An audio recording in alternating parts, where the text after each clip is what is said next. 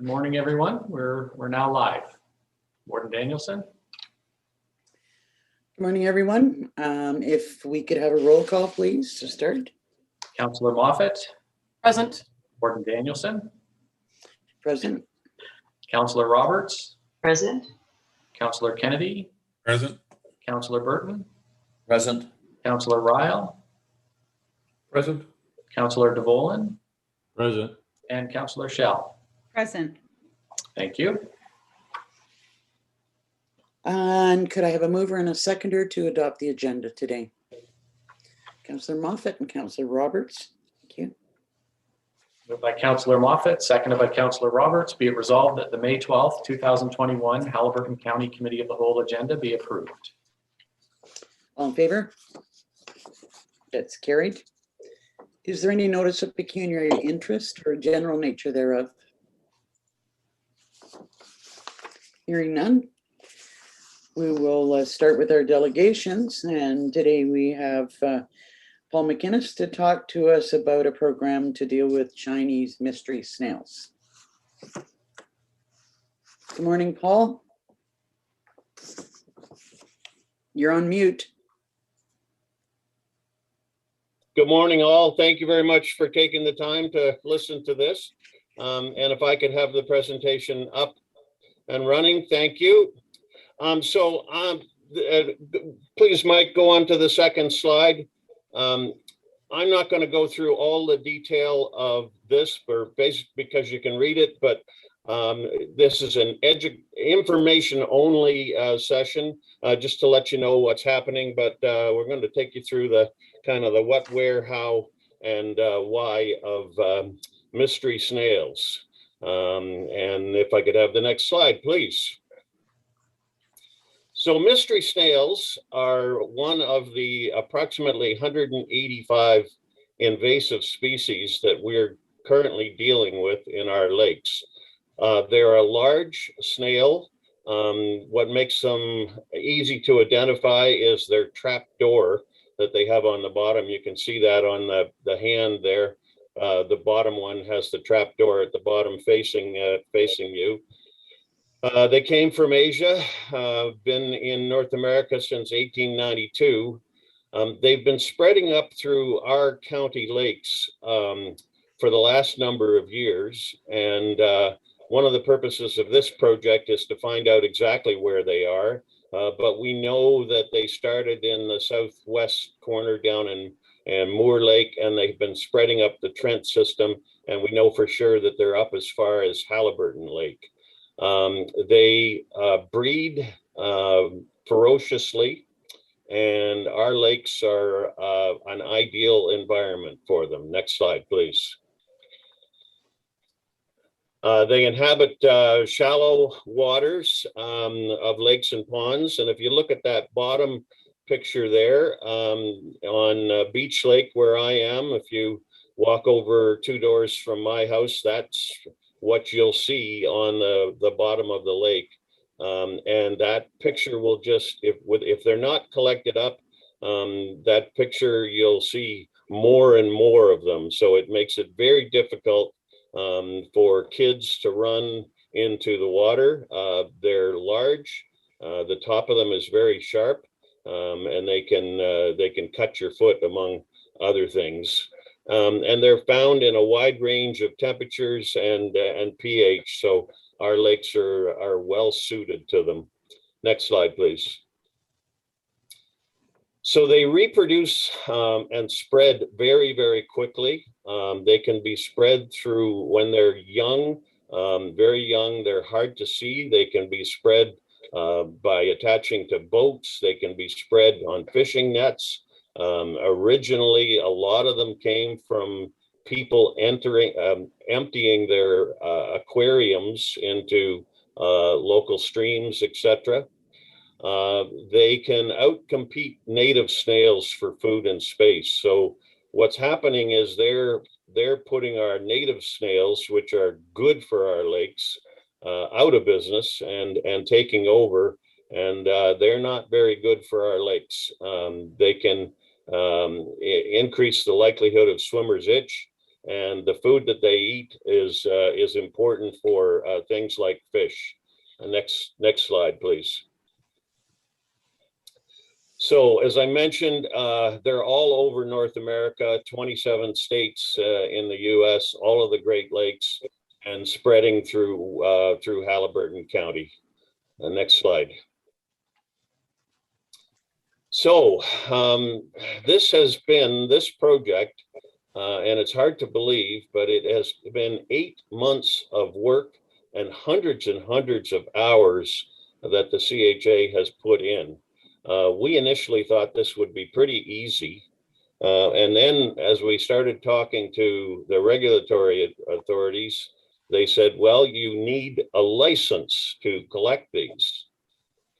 And we asked them why, and you'll see on the legalities section why. They are considered fish under the Fisheries Act, even though they're an invasive species. And we need a license to get them. And from a practical point of view, the snails carry bacteria that can impact humans. So if people are not trained on how to deal with them, handle them, they can actually make themselves sick. There's also a danger of removing good snails, a danger of spreading to other water bodies if people don't handle them properly. For instance, if you picked a bunch out of the lake and then left them on your dock, they can get picked up by a seagull. Seagull then drops them into another lake, and all of a sudden you've got another lake infected with them. And through this training program, there's going to be a responsibility to report and track, and we're hoping that we'll have much better information on where they are, and not only what lakes, but where in the lakes they are. Next slide, please. So when we went to the authorities, and they told us that we needed a license, their original response to us was that each lake would have to get their own license. And we said, okay, that's a lot of work, but how long will it take? Well, it'll take you 1 to 2 years to get a license for each lake. So I reached out to Dave May, who at that time was acting manager of the M&R in Minden, told him that this was a situation that was just not workable, and made a case as to why we needed a workable solution. And Dave May jumped into action along with Brooke Schreier from the Invasive Species Awareness Program at the OFAH. I see there's a typo there. Within a couple of weeks, we had the basis of a licensing program that would be much more workable. It's taken us many months of work and detail, as you know, in going through government regulations to get where we are. But next slide, please. So what we've got is we will have is a master license, which will be a scientific collector's permit. It involves the CHA, 27 member associations, 44 lakes, the Ontario Federation of Anglers and Hunters Invasive Species Awareness Program, and the MNRF. And we've got 235 volunteers from those 27 associations, 44 lakes, including some very high caliber folks, including one you may know by the name of Carol Moffat, is signed up to take the training this weekend. The application to get the license took only a few months, not years. But all volunteers, anyone who in fact touches the snails, must take the training and be listed on the permit. If they're not, and a conservation officer comes to your lake and sees somebody handling these snails, taking them out of the lake, all the penalties that can be applied under the Conservation Act apply to you. Next slide, please. So the training, which takes place this Saturday, starting at 10 a.m., will involve how to identify the invasive snails. We're dealing with 2 different species, how to keep everybody involved healthy and safe, how to collect the snails so that you're not getting the wrong kinds of things out of the lake and you're not harming your lake, what equipment you need, how to clean and deal with the equipment, and then how to safely dispose and humanely dispose of the snails. They have to be landfilled or buried on the property on which they were collected. They have to be double bagged because of the risk of a bag splitting open and seagulls picking it up. Each lake association and the CHA are responsible for reporting each collection event and to the EDD maps, which is a mapping website which keeps track of where these and other invasive species are, and you have to fulfill all of your license obligations. Next slide, please. So there's the partners, the M&R, the Ontario Invasive Species Awareness Program, the Ontario Federation of Anglers and Hunters, and the CHA and our member associations. Next slide. The Invasive Species Awareness Program, just in case you haven't heard of it, it's a joint venture between the OFAH and the M&R. It generates education and awareness. It facilitates monitoring and early detection and support surveillance, control, and response. And as the people who get the training, the 235 people who get the training this weekend will have access to a hotline at the OFAH that if they've got questions as they're collecting, they can ask those questions. Next slide. So, as I mentioned, the training will take place this Saturday. This license that we get will expire this coming fall because we can't collect during the fish breeding season, and it's only good for this year, and we anticipate that this is the first year of many that will be conducting this training program, as a new license will be needed each year. And we expect, as these continue to spread, that more associations and lakes will participate. And I think that's down to questions. Thanks, Paul, and our appreciation to CHA for taking this on. It looks like it's a problem that's going to continue unless we take action. Anyone have any questions for Paul? Carol. Sorry, Councillor Moffat. I might find this out on Saturday.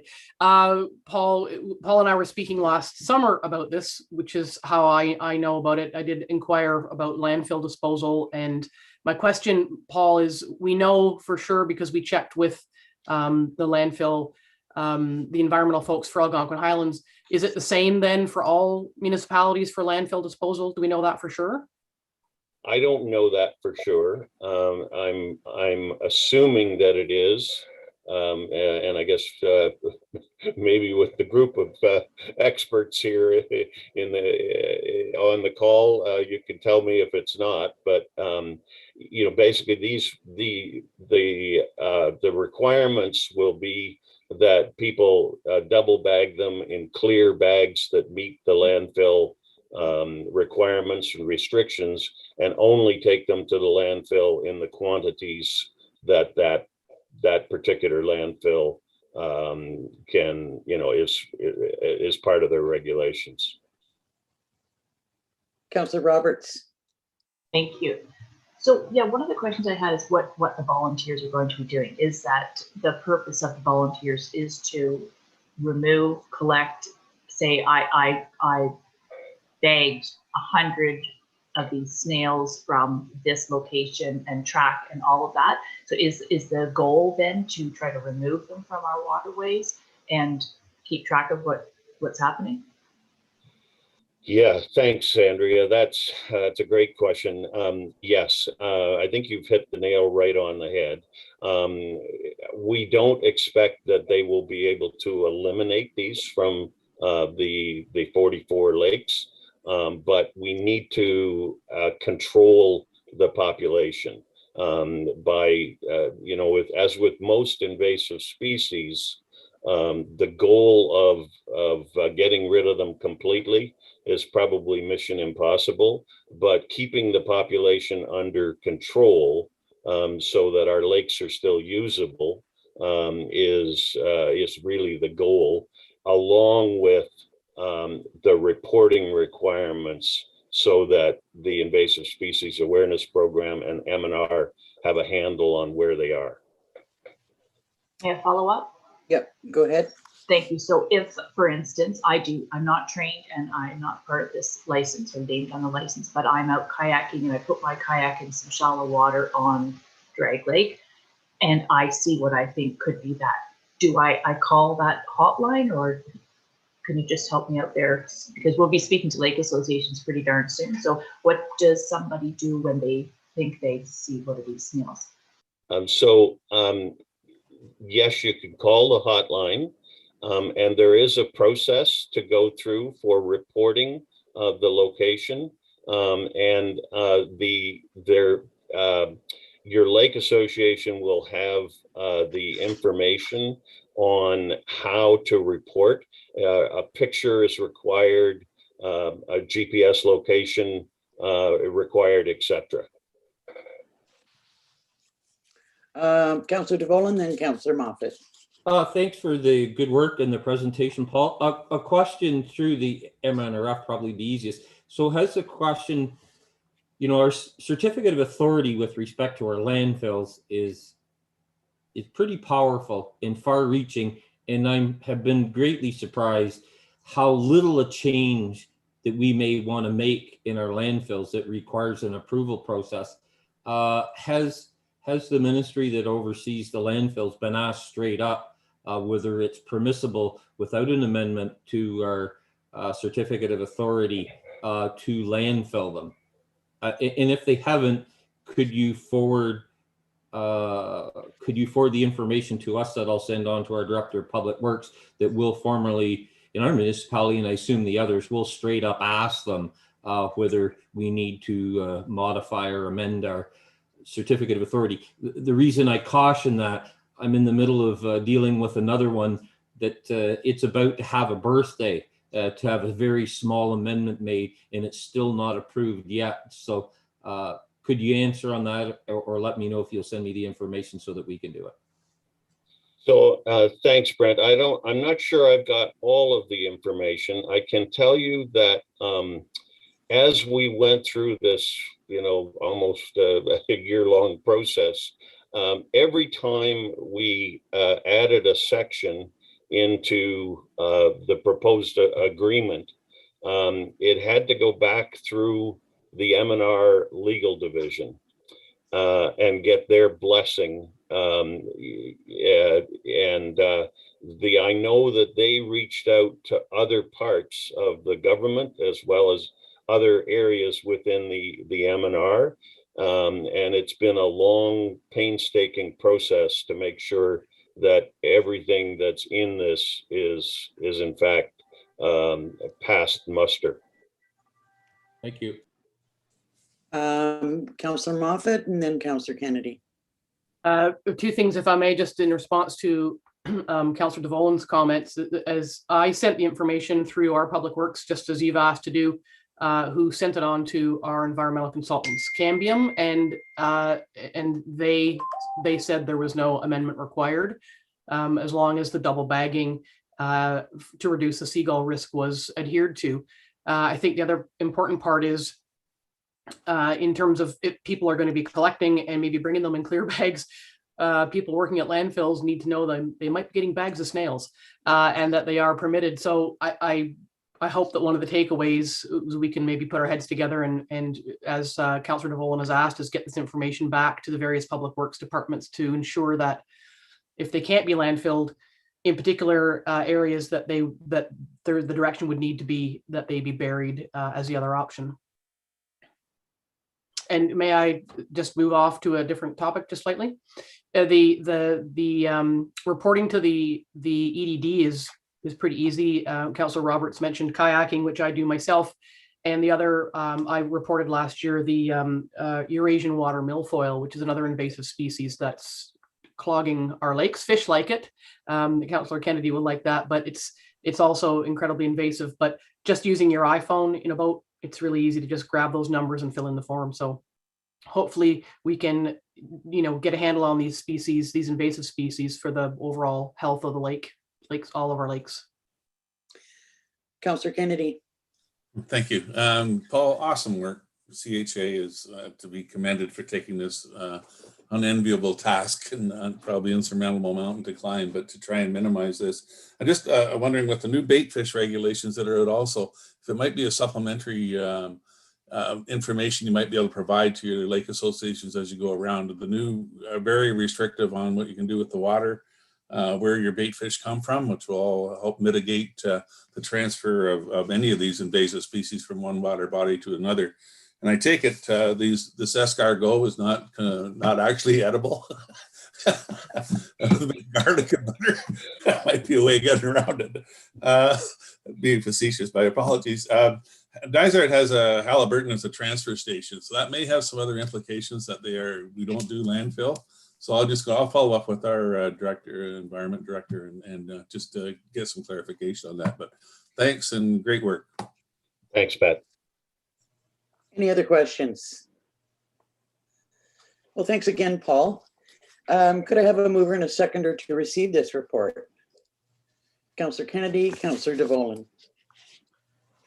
Moved by Councillor Kennedy, seconded by Councillor DeVolen. Be it resolved that the Haliburton County Committee of the Whole receives for information the May 12th, 2021 delegation from Paul McInnes on Chinese mystery snails. All in favor? That's carried. Thank you. And I hope the training session goes well this weekend. Thank you. Okay, next on the agenda is the adoption of the minutes from April the 14th. Could I have a mover and a seconder? Councillor Burton and Councillor Kennedy. Moved by Councillor Burton, seconded by Councillor Kennedy. Be it resolved that the minutes from the April 14th, 2021 meeting of Haliburton County Committee of the Whole be adopted as circulated. All in favor? That's carried. Next is a piece of correspondence that we received from Municipal Affairs and Housing about a training session on municipal code of conduct. I believe that they're looking for us to appoint someone to attend that session. So I'm wondering if anyone is interested in attending. It is something that I will be hearing at an EOWC meeting later on this week. But someone else here might be interested. Any takers? Look at that excitement.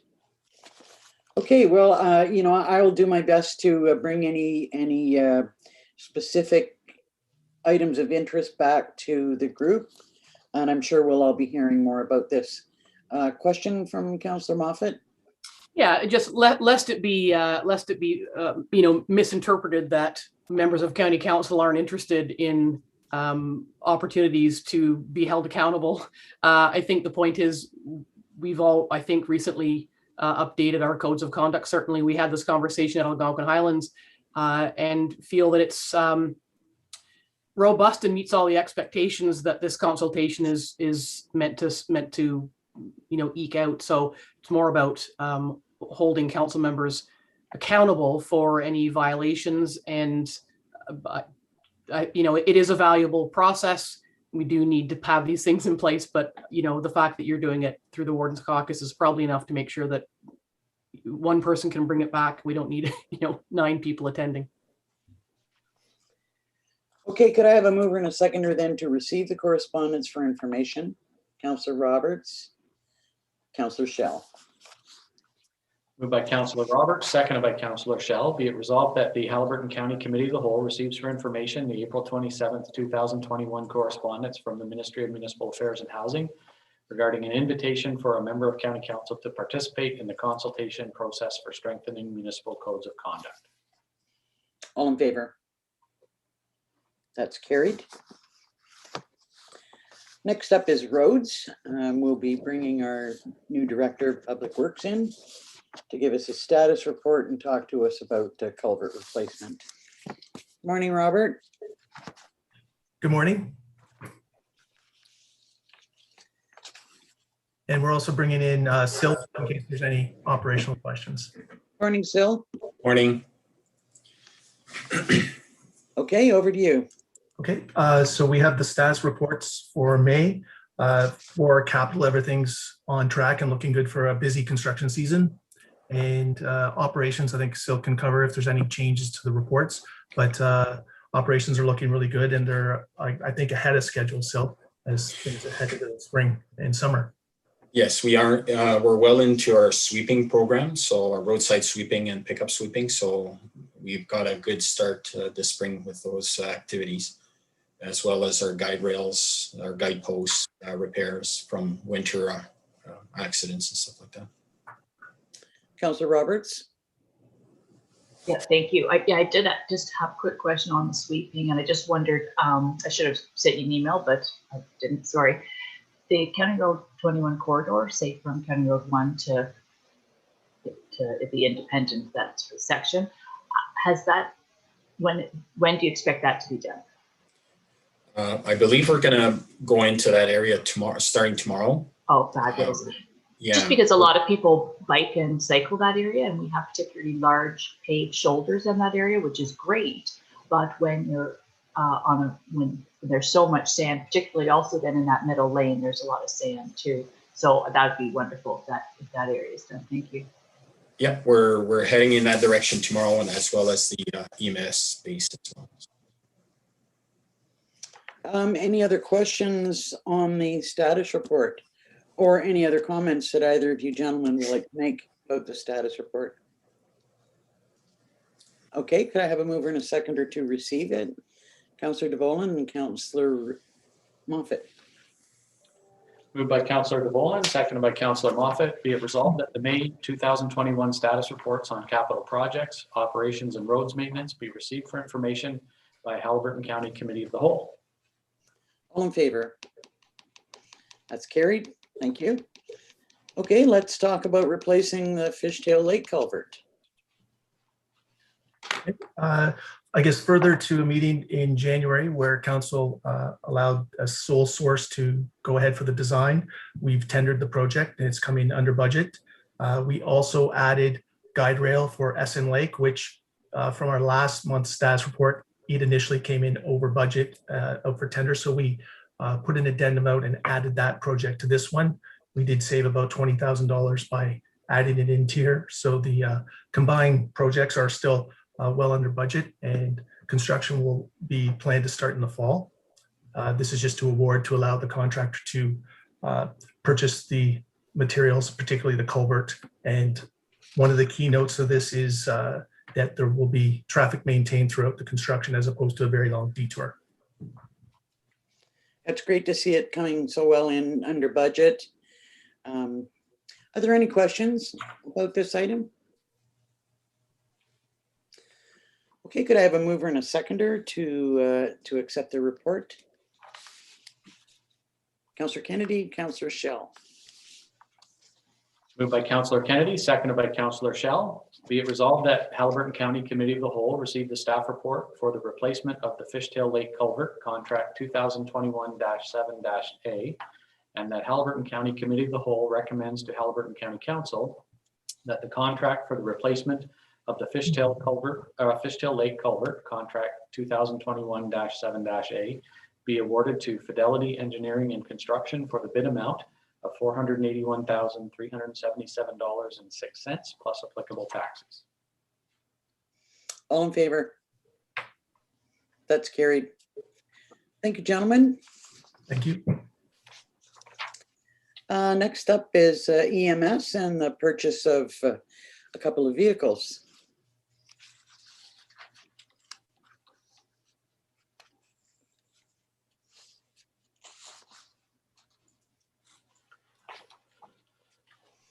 Good morning, Chief Waite. Morning, Morgan, members of council. Yes, I just brought, just first I have to say, a lot of research has gone into this vehicle. It hasn't been, or these vehicles, it's been we made sure we did lots of homework on these before I submitted the report. In fact, with the one vehicle we're going to purchase last year, but want to make sure we got this right. So we submitted, what we did is we submitted rather than two separate RFPs to purchase the vehicle and then to have the vehicle converted. We issued one RFP for the vehicles fully converted so that we receive them with all the requirements to meet the Ministry of Health standards for a response vehicle.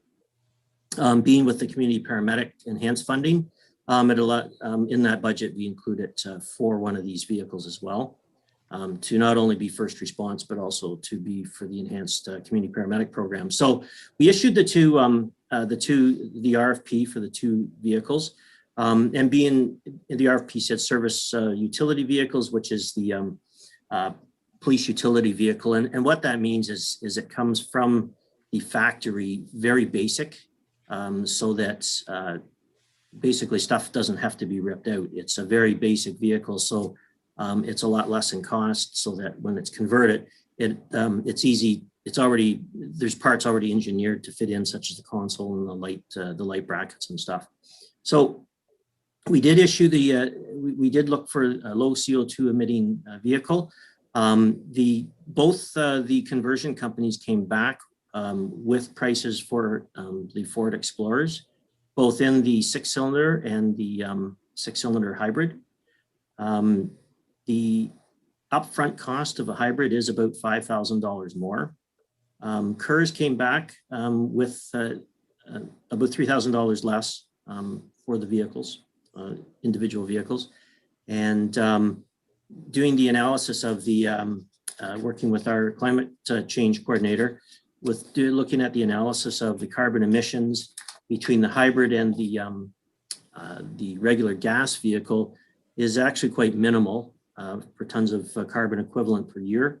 And the hybrid, we found we can't service all things on the hybrid locally. We'd have to take it out of town for some of the servicing of the hybrid piece of it. So it was felt that it's probably in the best interest to keep a 24/7 vehicle going, or 24/7 service going, that we look at, we purchase the two Explorer 6-cylinder gas vehicles. Any questions on this acquisition? Councillor DeVolen and then Councillor Roberts. Just a comment. Certainly the local dealerships with support of hybrid and electrifications don't currently have it at the moment, but that landscape's about to change very quickly. So in the not too distant future, in subsequent purchases, the getting them serviced out of the region, I think in the very near future will not be a problem. Just a comment. Councillor Roberts. Thank you. So keeping the whole climate change lens in mind, either way though, these are the EcoBoost V6 engines. I don't know if they do the anti-idling when you're at a stoplight, or that, you know, where the engine shuts off, that kind of thing. I'm not sure if they do that, but are we not still saving really, or making a bit of an impact, a bit of a difference by buying new vehicles that are this EcoBoost and energy efficient, even though they're gas only, not hybrid? It's still better than what the gas type of vehicles used to be, correct? Or Not being a pro on all that information, my guess would be yes, certainly the vehicles are becoming far more efficient. The manufacturers are making them more environmentally friendly. I would just have to, it would just be a guess that yes, certainly a newer vehicle is probably far more efficient with CO2 emissions and gas usage than our older vehicles. Councillor DeVolen, did you have a comment? No, I'm just nodding. Every year they up the standards so that fuel efficiencies. The Councillor Roberts' comment about the when you stop that it'll go to idle.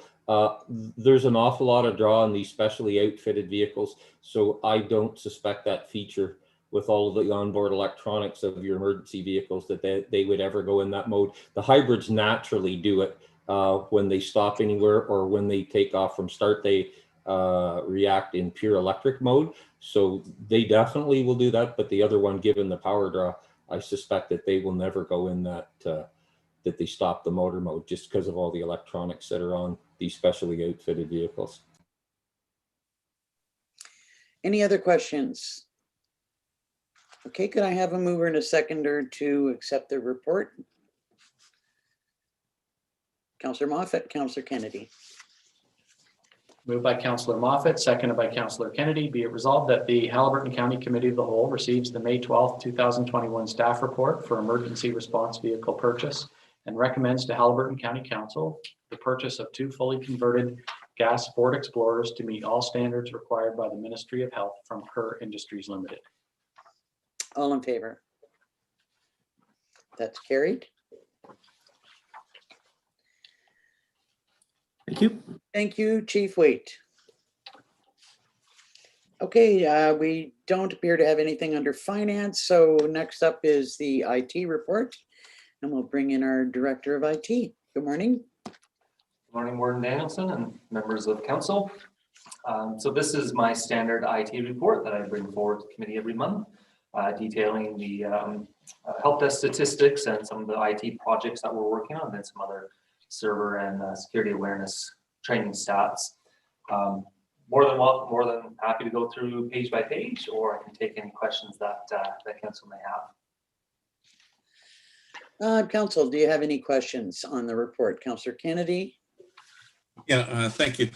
Mike, we had an EOC meeting yesterday, and because of the recent working from home provisions, a number of our staff are really having a challenge trying to stay on the to get access to the server.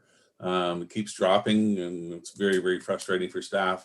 Has there been any work towards trying to correct that or improve reception? If you could just give us an update, it'd be great. Thanks, Mike. Yep, I've spent quite a few hours on this issue. I now have 3 tickets in with the manufacturer of said product, and to be blunt, they've ghosted me. I'm not getting any help. We've got a workaround in place that we've had a couple of, one Dysart employee and one Highlands East employee that have been testing, and they've come back and said it's working well. So we're going to start advertising that as a workaround. We've been working on it and doing some trial and error, trying a few things, and then it doesn't work, trying a few more, it doesn't work. Typically, what we can do is get the people working for a while, and they may have an issue the next day, they may have an issue a week from now, or they may have an issue within the hour. There's really no kind of rhyme or reason to why it's happening, to who it's happening for. So we do have a workaround, and we're going to be advertising that. So if people are struggling and it's becoming inefficient to do their work, then we can implement this workaround. And as well as doing those things, I'm currently reviewing 3 different solutions as a replacement. We have 180 users on that system, all doing different things and different use cases. So I want to be very, very careful and very methodical if I'm going to replace it, because you can make a bad situation worse if you go from bad to worse. So it's one of our top priorities. So I'm well aware of it and working towards getting a solution or workaround in place for staff. Thanks, Mike. Any other questions for IT? Could I have a mover and a seconder to receive this report? Councillor Moffat, seconded by Councillor DeVolen. Moved by Councillor Moffat, seconded by Councillor DeVolen. Be it resolved that Haliburton County Committee of the Whole receives for information the May 12th, 2021 IT Department Status Report. All in favor? That's carried. Thanks so much, Mike. We know that these are challenging times for you, and we appreciate the work of that you do and your people. Thank you. Okay, next up is planning and environment, and we're going to talk about the RFP review for the shoreline preservation project. And I think that we would look to Mr. Rudder maybe to give us that report, or no? Yes, as the acting director of planning,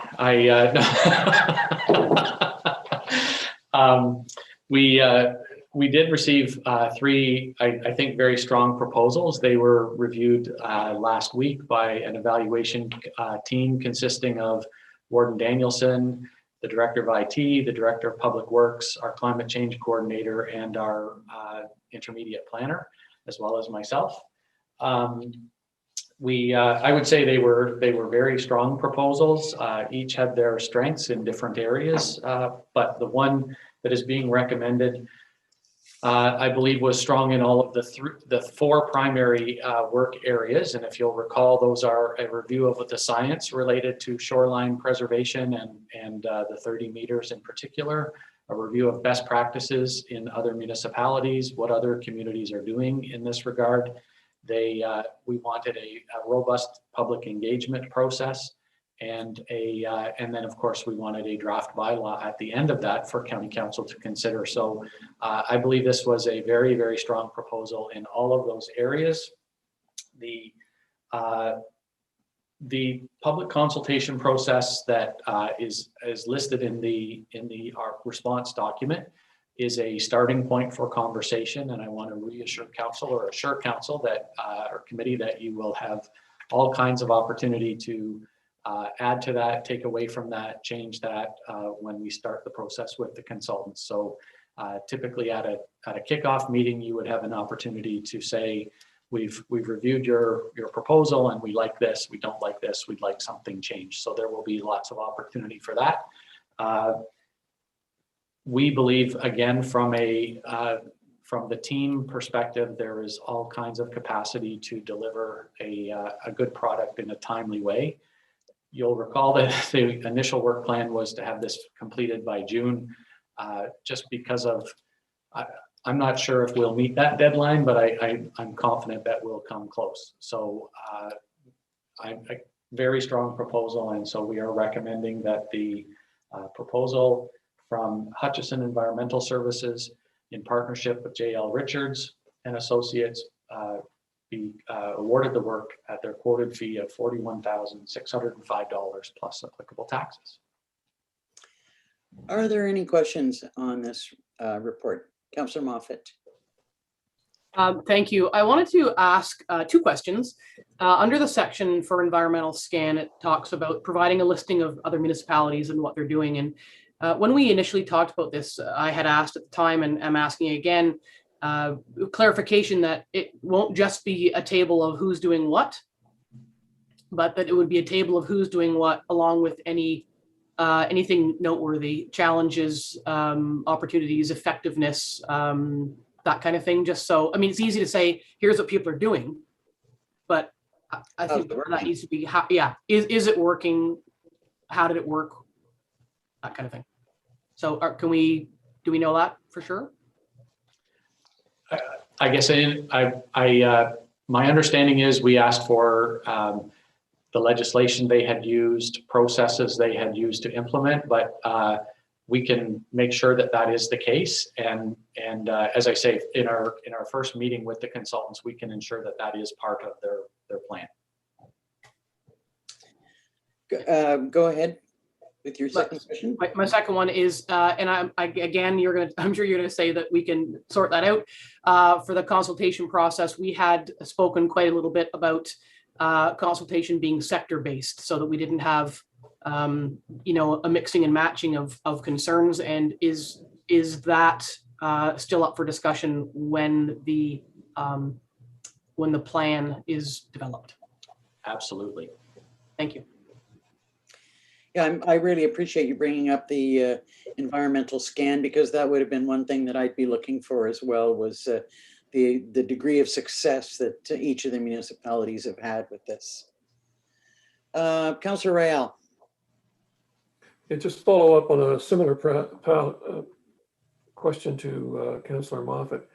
When if we could get a report too on how the wording has been done, a lot of times enforcement and the ability to properly interpret so that we don't end up in all kinds of challenges when it comes to enforcement. Would there be recommendations on the type of wording or the focus of a given aspect so that we can possibly look at it from an enforcement ease point of view in understanding? I believe that is part of the core work, yes. If I'm not mistaken, that particular firm or group did address that in trying to make sure that there were documents that were easily understood and interpreted, and with clarity, fewer gray areas to deal with. Councillor DeVol and then Councillor Roberts. Yeah, and just calling on Councillor Riel's, there's the wording that's required for legalese that's enforceable in court, which is not usually easy to read, but supplementary or complementary documents that put it in plain language, for lack of a better terminology, for dummies or how to, whatever that goes with it, because things that are written in plain language are usually not very good in court. So I fully suspect and that expect that it'll have both. It'll have the legalese to be enforceable, but there'll be lots of information that explain to us all how it's going to roll out. Councillor Roberts. Thank you. And I actually just want to thank you, Warden, and our CAO, Mike, and all the staff that were involved in reviewing all the applications for this project. And I think that we should be proud. We listened and we wanted to have an independent third-party consultant guide us through this process. A year ago at this time, we were really stuck with what to do next. And I just have a lot of faith in this process, and I'm really pleased, and I just want to thank the people on the committee for their work to date so far. Thanks for that. It was actually was my first time to take part in a proposal evaluation like that, and I was really and truly impressed with the team of staff that were working on it and their insights. It was a good process. Any other questions? Could I have a mover and a seconder then to accept the report? Councillor Roberts and Councillor Burton. Moved by Councillor Roberts, seconded by Councillor Burton. Be it resolved that Haliburton County Committee of the Whole received the May 12th, 2021 staff report detailing the evaluation process for the shoreline preservation review and consultation request for proposal, and that the project be awarded to Hutchison Environmental Sciences Limited in partnership with J.L. Richards and Associates at their quoted fee of $41,605 plus applicable taxes. All in favor? That's carried. And we look forward to getting on with the work. Sorry, go ahead. If I may, I just, with committee's, I guess, direction or approval, we would like to start this work right away so that we don't, typically this would be ratified by council 2 weeks from now. We would like to begin the work as soon as possible, and even, so if with council's direction, we will award this work immediately and begin that work right away. Is council all right with that? Great. Thank you. So nothing under personnel. Next up is tourism. We bring in our tourism director to give us a pretty substantial update.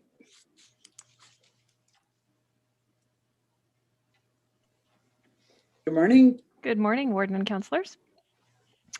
I'm going to take you back in time just a little bit today with today's staff report. You'll recall that November 19th, 2019, way back before the pandemic, we presented the 2020 marketing plan. And it was approved at the time by County Council, and we began to work on the plan. But due to the pandemic, the marketing plan obviously needed to shift fairly drastically. And on May 27th, you approved the repositioned marketing plan at the time. So I outlined in the report, which you'll see before you, a number of proposed changes to the plan that were approved May 27th. And I thought now would be a good time, because it's been 1 year, to just recap sort of what's been done over the course of the last year. So if you look under the analysis section of your report, you'll see a number of items I'm just going to take you through quickly. I'd like to first acknowledge that we were able to complete the destination management plan in the past year, as you know, which you approved in December 2020. But I wanted to thank all the businesses and partners who were involved in that right in the middle of COVID and still able to participate in workshops and move that plan forward. In terms of some of the rest of the highlights and what we've been able to accomplish in the past year, I also wanted to thank the tourism team. I obviously don't do it alone. So Eric Casper and Tom Lambert, for really their unwavering enthusiasm and positivity through this past year and allowing us to be able to do sort of this amount of work. So over the last year, we've had regular and consistent contact with more than 75% of our tourism partners. We've really continued to strengthen the relations there. There's been lots of phone calls and texts and informal communications too. So I think one positive out of the last year is it's really strengthened the tourism department's relations with a number of our tourism partners. As I noted, we completed the destination management plan. We redesigned the 2021 Explore My Haliburton Highlands map. Hopefully you've all been able to see it. It's quite a nice size now, very readable. We've had a lot of positive feedback on that. We've sent out over 50 newsletters over the past year. We've had really high click-through and open rates. We've supported food and drink, local takeout, patios, all of the safe experiences that we're able to do throughout the county, including From a Distance section that we launched and our maple season programming. We created over 30 new stories for our website, including in-depth guides for bird watching, river floating, geocaching, biking, ice fishing, stargazing, and more. We added a variety of new sections to the My Haliburton Highlands website, helping people enjoy those hyper-local experiences, from beaches to cross-country skiing to fall colors and more. We've encouraged local shopping and purchasing wherever we can via our holiday gift guide, our online shopping page, and our partnership with Shop Close By and Buy Close By initiatives. We've continued to work on with our snowmobiling partners to help create the snowmobile loop in the Highlands East area, which we've called the Trailblazer Tour Loop, which is in addition to 2019's Forest and Rail Loop, and which goes primarily through Minden Hills and Dysart. We created a fall colors forecast. It was part of our fall colors page, which we coordinated around the county with folks to give us weekly updates, updates on leaves, color changes, all of that, so people could know where best to view the colors throughout the region, taking people away from Algonquin Highlands and Algonquin Park and looking around the whole region. As I noted, we created the maple section of the website to help push the Haliburton Highlands as a premier maple syrup destination. We created the Safely Distanced and Totally Connected contest in the summer, which we had a lot of entries and helped us boost our Instagram program. We continue to use those hashtags, Safely Distanced and Totally Connected. It really gained some traction in the community. We deepened our focus on social media, featuring hyperlocal activities, including Whitewater Wednesdays, local landmarks, partner stories, and weekly takeout focus. We executed multiple partner workshops and one-on-one consultations to increase digital and social literacy of our local tourism ecosystems and worked with several businesses in the region. We mapped out and promoted over 700 kilometers of new cycling routes. Yes, 700 kilometers. We worked regularly with HKPR to support local food businesses and keeping up to date with regulations, and of course, all of our other businesses as well. We partnered with HKPR to create, print, and distribute those contact tracing tablets you may have seen if you were in a business. We helped to create those. We worked with the farmers market to safely open for their 2020 season, including consultation with HKPR, scan of all the other Ontario markets for best practices, created maps of 3 sites for HKPR review and approval with the farmers market. Those are just some highlights that I wanted to mention. And throughout 2020 and into 2021, we continue to see unprecedented social and digital engagement. The enhanced focus we've had on Instagram in particular and working with local partners on co-promotions has been very fruitful. As we move forward, we'll continue to maintain our hyper-local focus and we'll slowly open up our promotions to a wider audience when it's safe to do so. A variety of the tactics I noted today and our marketing focus were outlined within the destination management plan. So we are executing that and rolling that out through the department.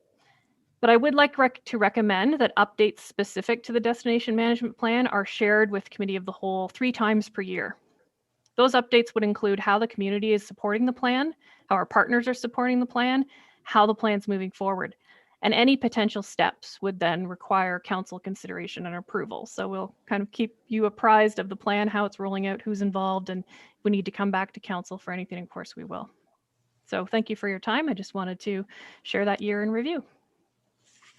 Well, you and your team have been doing a lot of work and in difficult times, that's for sure. And you've been very creative. Are there any questions for Amanda? First, Pat, then Lisa, then Carol. Thank you. Great work, Amanda, with you and your team and during these challenging times. The one that item that really hit me when I was reviewing this was the over 700 kilometers of bike routes in the county. That's phenomenal. And you work with the mapping. Brings me to my question about signage. Is there any opportunity that you can see to coordinate with the lower tiers to come up with a common signage program so that I think most cyclists don't really care if they're in Highlands East, Dysart, Minden Hills, or Algonquin Highlands, is to maybe the ease of whatever route it is, maybe a great next step. And I would look forward to seeing any efforts you could make towards that. Absolutely. So signage is identified in the destination management plan as a huge issue. So we will be looking at coordinating with, member municipalities and working on how we can perhaps put a plan forward. We're going to take some baby steps with the rail trail. And I think you'll, be hearing more information about that with some interpretive signage. And we're actually going to be doing a scan of the other trails in the area just to see what that signage looks like. So yes, we're taking baby steps with the signage, but I absolutely hear you. It's something that we definitely need to do. Thank you. Councillor Schell.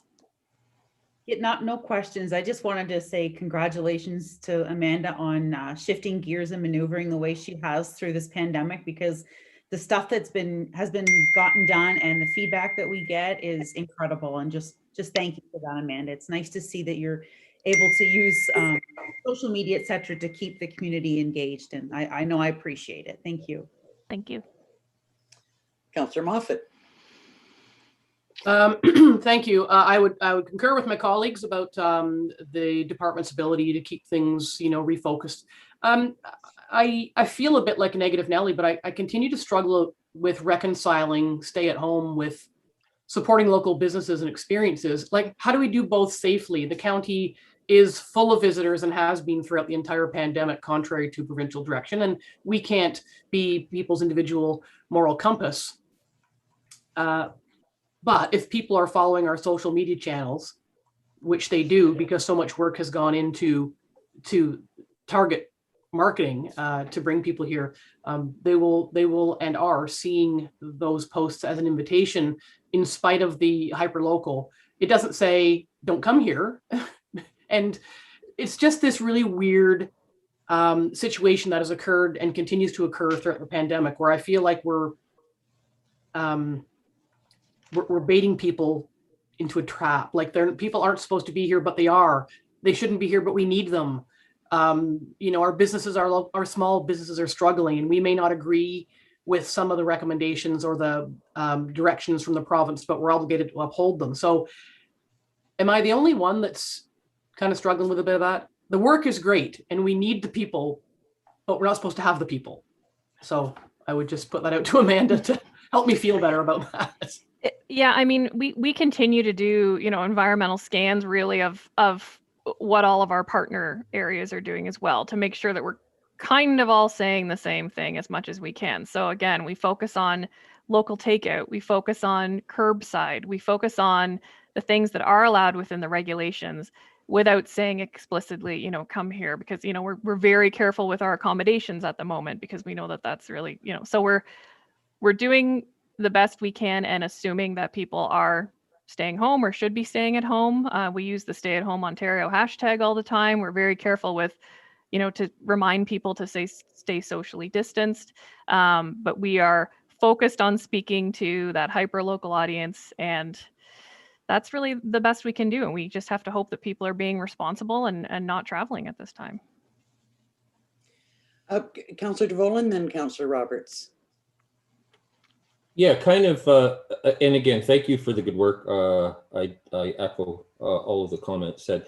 Kind of piggybacking on Councillor Kennedy's, obviously uniform signage at strategic rail heads or trailheads or whatever you want to call them is necessary, but is it possible for Extend Our Reach to piggyback on existing apps and smart things that are out there, and even perhaps through our own lovely GIS layer that we have at the county, whether we could overlay and put the trails on that so that we don't get sign pollution, but between where those gaps are, and we can use them to plan and right ahead. Just would encourage you in your department, mobile apps, and specifically our county GIS, whether we could put some layers that would even kind of take it to the next level. Yeah, that's great. We have used a number of cycling apps to promote our trails. So we've got the overlays there on those apps because cyclists aren't really downloading our maps. They have their own apps. So we've plugged into those. We work closely with the GIS department as well on our tourism map, but also we work very closely with Google Maps because that's what people are used to. So throughout our website, you'll see a number of Google Maps and trails mapped out there. And actually on the Explore map, the printed publication this year, has more trails marked out than we've ever had in the past. So we're getting there, and we're absolutely working with those partner apps that we know people have an appetite for in specific categories, specifically, cycling, snowmobiling, that kind of thing. Councillor Roberts. Hey, thanks. I have two things, and one is on the signage. And I remember we talked about signage several years back, and it was sort of with the Public Works Department and also tourism. It's both. And I had been at a conference, and I think it was Bruce County or Huron, somewhere that way. And they had an overarching, at the county level, sign policy. Like, this is the color of blue, and this is the font, and this is so that, and I'm not sure, Councillor Kennedy, if that's what you're sort of referring to, is to have, so it's not just for tourism things, so sort of branching out on this, but maybe that's something we could resurrect again and look into, is having a county-wide sign plan. So and that would also help tourism. And then when someone wants to go do something, whether it be in Dysart or Minden Hills, it has that uniform look. And then the other thing is just back to Councillor Moffat's comments. I mean, technically short-term rentals are not permitted right now unless they're for healthcare workers. So I know exactly what you're saying, but they're not. So that's beyond our reach if people are renting out their cottages right now or their places and taking in people. But I think this is, no matter whether COVID or not, this is a great opportunity to promote the things that are in our backyard. I have hiked more. I hiked in Algonquin. I did the Ridge Trail finally in Algonquin Highlands. I have gone up to Canisius Lake, and I know it sounds funny, but you think, oh, I went all the way for 40 minutes to go get takeout from somewhere. But that's what we have to promote, not just today, but all the time. Sometimes people think they have to go a long way to have a great experience, and we have so much to offer here. So it's to people who live here temporarily in their cottages, and I think we'll continue to do that this summer and that hyper-local. And lastly, Tom Lambert's pictures of water are awesome. I don't know what filter, I don't have all that jazz on I don't have an iPhone, but his water features, Water Wednesdays are amazing. Yes, they're stunning indeed. He's actually been contacted by a number of professional photographers, sort of asking, "How did you do that? And what did you use?" And so, yeah, it's a pretty exciting. It's always exciting to see what's coming out every Wednesday. Any other questions or comments for Amanda? Well, thanks again for a lot of good work, Amanda. If I could have a mover and a seconder to receive this report. Councillor Schell, Councillor DeVolen. Moved by Councillor Schell, seconded by Councillor DeVolen. Be it resolved that Haliburton County Committee of the Whole receives for information the May 2021 Tourism Staff Report.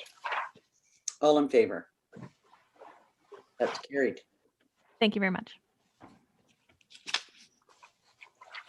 Okay, under items of business, we just wanted to have a brief discussion to see if there were any suggestions for delegations to AMO. Councillor DeVolen. Yes, thank you, Warden Danielson. And this is to do with the fish hatchery.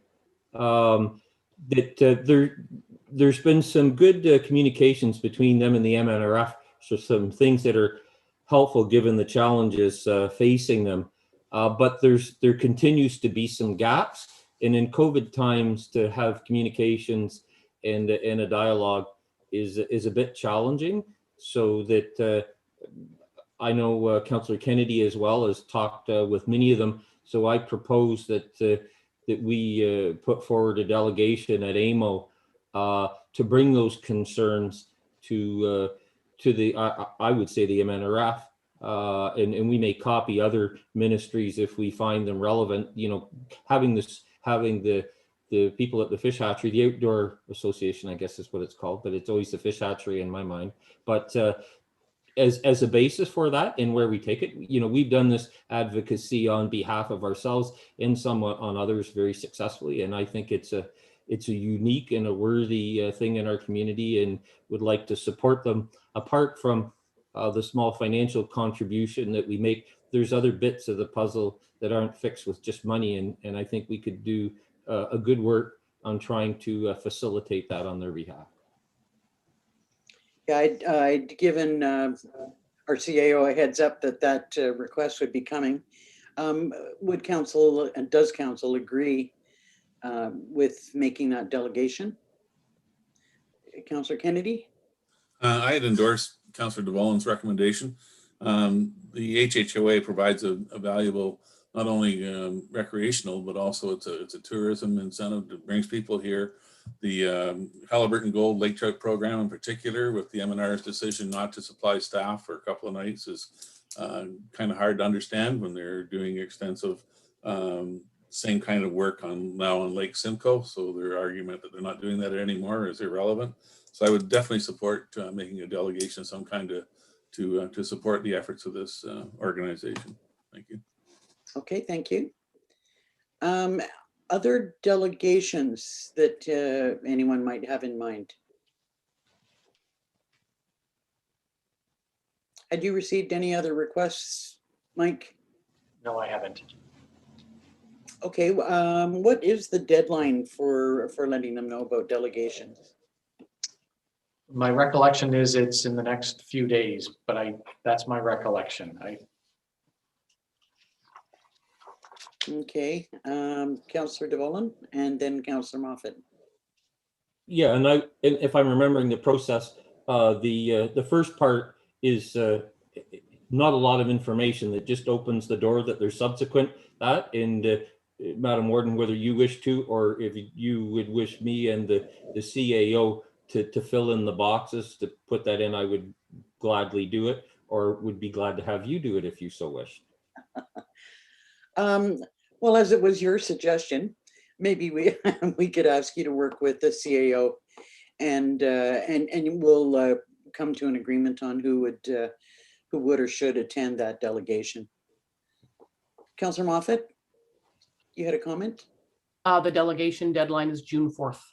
Oh, okay. So it gives us just a little bit more time. So if we, by chance, something comes to mind that you think that this is an opportunity to deal with, we could bring it back again to our May 26th meeting. So just keep that in mind. So do we need a resolution for that, Mike? I think I have drafted one, if that is okay. Could I have a mover and a seconder for that? Councillor DeVolen, Councillor Kennedy. Moved by Councillor DeVolen, seconded by Councillor Kennedy. Be it resolved that Haliburton County Committee of the Whole request delegations with the following ministries at the 2021 AMO conference: MNRF, support for HHOA and the fish hatchery. All in favor? That's carried. Thank you. Did you have a question, Councillor Real? Okay.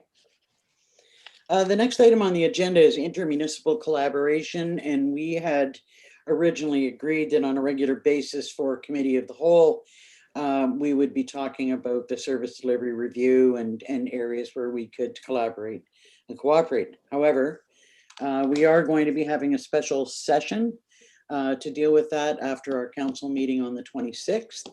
So we've actually kind of deferred that discussion until then, unless anyone has something specific they wanted to bring to the table today. Councillor Roberts. Thank you.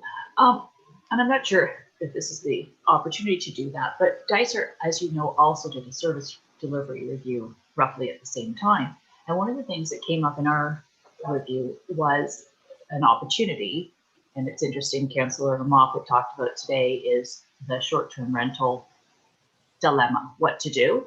I think we're all in the same boat, although, so one thing that we recommended is a license, to have a license for short-term rental. And I just don't know if that's something that we could take to our lower municipalities. Like, I'd like to work together with everybody. It doesn't make sense, especially on lakes where, like Shagway-Gamog or other lakes where there's Sawyers. Oh, it's not Sawyers, but anyway, you know, where there's, for us to put in a short-term license and not do it with the others. So I just don't know if that's an opportunity, or can we talk about that on the 26th? I think that this is definitely something that we can talk about then. And I personally, I would really like us to have something that's across the board, across the county.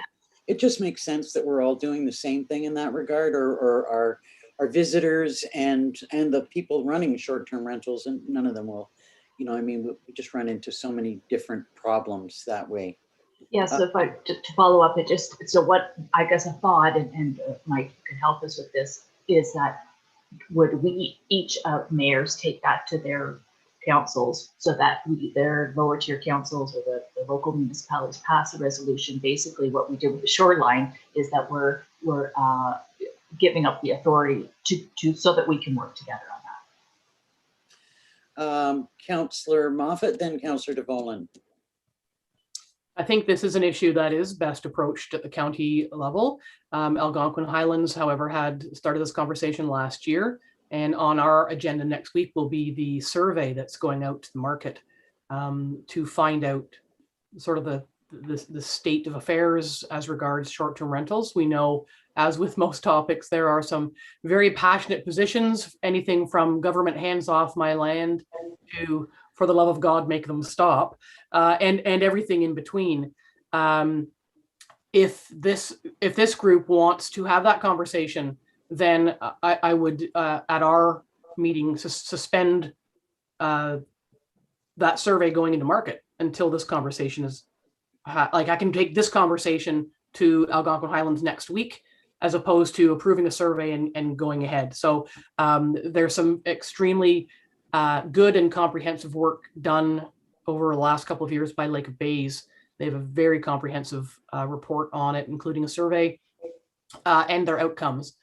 So it's a big read, but it's really good food for thought. So it could get some juices flowing there. But if this group wants to do that, I would do that at Algonquin Highlands. Is just put a deferral on putting that survey into market, pending that conversation at County Council. Councillor DeVolen. In Minden Hills, we've had a number of conversations about this, and in principle, do I agree to take a collaborative countywide approach on this? I really, really do. But all of the conversations that we have had at various times over the last couple of years inevitably leads to specific zonings, official plans, and whatever is whether there's overlap there. And I would like to discuss that further and probably have input from the county and obviously the firm we've retained with respect to planning, if those are indeed intertwined, as my take on that, or whether they can be separated and substantial moves can be made with respect to that doesn't involve specific creation of new classification for properties and official plan. I'd like some more material to know which way we should go in this. But having said that, to have one uniform set of standards across the county. Hallelujah. We should do it on a lot more fronts, not just this. Mhm. So I guess I'm hearing complete concurrence that we should be doing this across the county, and that maybe this should be brought to the county. To Councillor Roberts' question about should each of the heads of council take this to their specific councils and ask for that authority to be brought to the county, and if they're in support of that, your thoughts on that? Councillor Kennedy? I definitely support getting the lower tier support to move forward with the discussions. I'm also just a thought. I wonder if Algonquin Highlands may still want to proceed with that survey. It's going to be the most up-to-date information that we've got. It's probably generic enough that it will work, be a valuable piece of the puzzle as we move forward. It just I know Highlands East has done extensive work and Minden Hills, but this is going to be like brand new, hot off the press kind of material. This is an update, even just a thought on that. Well, and it would seem to me that the information gained from that would work as part of the foundation for our discussions going forward. Councillor Moffat. Yeah, I'm happy to do it either way. We can at Algonquin Highlands next week have two conversations. One is put the survey into market for exactly those reasons, and also use it as a foundation in a potential delegation up to a greater project. So happy to do that. Councillor Roberts. I just wonder if we could hear from Mike in terms of his clerk abilities, your expertise in terms of what that recommendation that I made, because I brought it up today as part of this municipal collaboration. It came out of Dysert's service delivery review, not necessarily the county, but I don't feel that myself or Councillor Kennedy can act on behalf of Dysart Council without Dysart Council having a resolution that says, and it doesn't mean that we're passing anything. It's just giving the county authority to have a conversation at this table. On your behalf. Yes. So, and then everything still would have to get passed. But Mike, if you can. That would have been my next question to Mike. I doubt that you've had a resolution prepared for this item. Could you work on one for us? Sure. I guess my only comment is you're killing me. No, I'm just kidding. You know.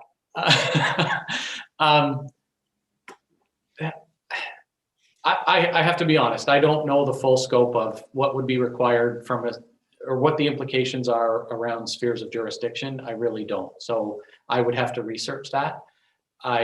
Or the official plan or zoning bylaw implications either. So I'm really not in a position to speak to that. I think from a process standpoint, what was contemplated in the service delivery review is that anytime there would be a collaborative initiative, that the local councils would buy into that, so that they, that was a really important first step. That sometimes the ideas would be generated at county council, but that they would flow back to the local municipalities and the councils of the local municipalities to make sure that they were in support of that conversation. So I think in principle, this is exactly what the service delivery review contemplated.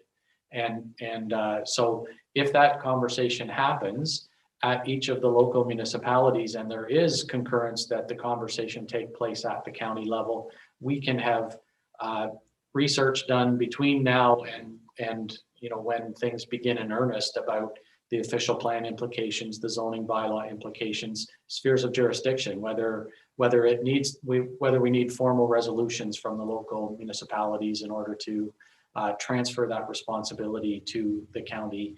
That conversation can happen, but I think in principle, this is exactly what was contemplated in the service delivery review. As long as the local municipalities are fine that the conversation's happening here, that's a positive thing. So if possibly we could have, we have a closed session coming up, we could give you some time between now and when we actually adjourn to work on a resolution that basically details that we've agreed that we would like this to come to the county and that we ask our member municipalities to buy into that. Councillor Robertson, Councillor Moffat. Yeah, I don't know that we can actually have a resolution today at this table because I'm just bringing it up verbally and it wasn't on our agenda. It's just, I think what I'm contemplating, what I would do is, as the mayor, ask for it to be on Dysert's council agenda as a draft resolution, and we can forward it to your other local municipalities. I don't think we can do anything at the county today in terms of decision making. That's my thought. I'm sorry, Mike, what was? I would agree with that. I just, it has to start at the local level anyway. So I would say that the conversations, if they started there and then it came to the county to say, we want you to discuss this, that would be the most appropriate course of action. Councillor Moffat. Then two things. Then what's the point of the intermunicipal collaboration? I'm asking a wee bit facetiously, because why can't somebody on the screen here just put a motion on the floor to that effect to request that go back to the lower tiers? That was exactly my thinking. Yeah. I mean, it can work either way, I would guess, but you know, at least it shows that we're in support of having the conversation here and seek support from the lower tiers to do that. Because what I'm thinking is if it's just one more delay. So if it has to go on everyone's agenda over the next month,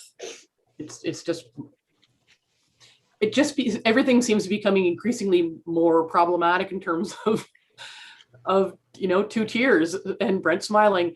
And so I feel sometimes that we're getting on board with good topics in terms of working together and the collaboration. It's all really good stuff, but we're almost getting ahead of coloring outside the lines of the service delivery review, because there are already some really good topics to be addressed within the service delivery review recommendations, and we keep adding things to it as they come up and make more sense. My concern is and again, I'm not saying this to be disrespectful to any of us, but it's easy to say, well, let's get Mikey, literally. We do have to keep you know, an eye on workloads and how that gets shared out. And ultimately, over the years, a number of us have spoken very casually, and I think maybe even formally on the meetings about enforcement and bylaw and finding solutions to be able to move and manage these issues going forward. So there's just a number of things that we need to keep in mind as we move forward on these things. And we can have a broader discussion about this, you know, at our special session on the 26th. So just to get some concurrence, a resolution today seeking support from lower tiers, yes or no? Okay, I'm seeing yeses. So we'll leave you to work on that, Mr. Rutter. And that, I believe, concludes the open. I'm sorry, Councillor DeVolen, you had a comment? So just smiling in terms of process and how we get caught up at Minden Hills tomorrow in terms of our procedural bylaw.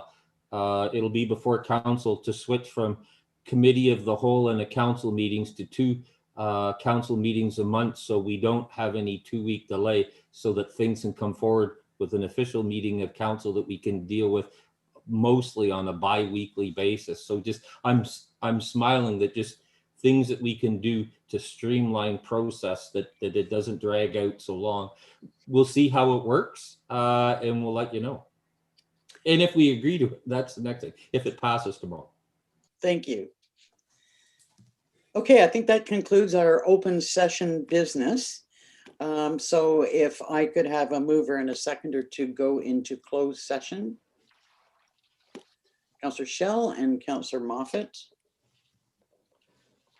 Moved by Councillor Schell, seconded by Councillor Moffat. Be it resolved that Haliburton County Committee of the Whole enter into closed session as per Section 239 of the Municipal Act 2001, as amended, for the following reasons: a position, plan, procedure, criteria, or instruction to be applied to any negotiations carried on or to be carried on by or on behalf of the municipality or local board.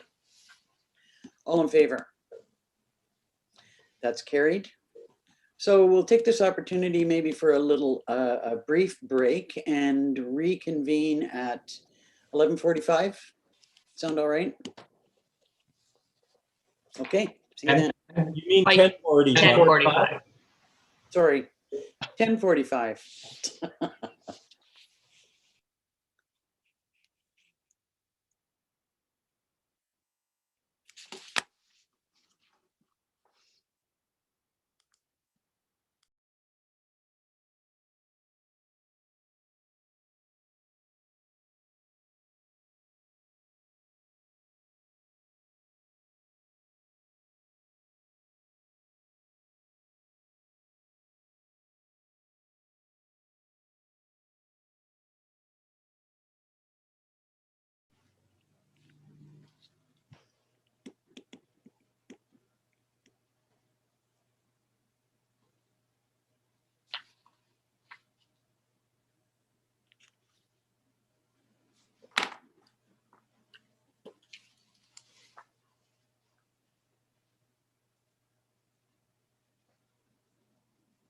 I believe we're back live. Gordon?